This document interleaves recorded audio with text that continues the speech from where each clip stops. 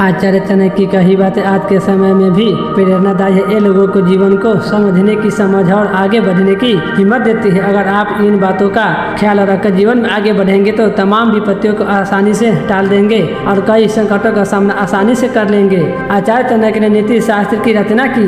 उनके द्वारा बताई गई नीतियों को जीवन में उतारने से हमारी कई परेशानियां दूर हो सकती है और कष्टों से मुक्ति मिल सकती है। चाणक्य नीति जीवन सफलता और नीति शास्त्र पर 700 श्लोक का एक प्राचीन नीति ग्रंथ है। इसमें जीवन के हर पहलू पर मार्गदर्शन दिया गया है, जिसमें संकट काल से निपटने के तरीके भी शामिल है। चाणक्य के अनुसार संकट काल के दौरान मन को शांत रखना और धैर्य बनाए रखना सबसे ज्यादा जरूरी होता है। चाणक्य नीति के अनुसार कितना भी बुरा समय क्यों न आ जाए, नकारात्मक विचारों को अपने मन में हावी न होने दे। हमेशा सकारात्मक सोच रखे और कठिन परिस्थितियों में भी आशावादी बने रहे। संकट काल में धैर्य अत्यंत महत्वपूर्ण होता है। विपत्ति आने पर जल्दीबाजी में कोई फैसला न ले और परिस्थिति का सामना धैर्य पूर्वक करे।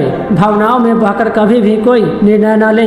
हमें अपनी बुद्धि और विवेक का प्रयोग करते हुए अच्छी तरह से सोच विचार कर ही फैसले ले। यदि जीवन में आवश्यक हो तो परिवार दोस्तों से सहायता मांगने में संकोच नहीं करना चाहिए। बुरे वक्त पर अपने ही काम आते हैं। हार न माने और सही कार्य करते रहे। कर्म करने से आपको आत्मविश्वास मिलेगा और धीरे धीरे आप संकट से बाहर निकल पाएंगे। आचार्य के अनुसार दौलत, दोस्त, पत्नी और राज्य सब कुछ दोबारा हासिल किया जा सकता है, लेकिन ये शरीर दोबारा हासिल नहीं किया जा सकता।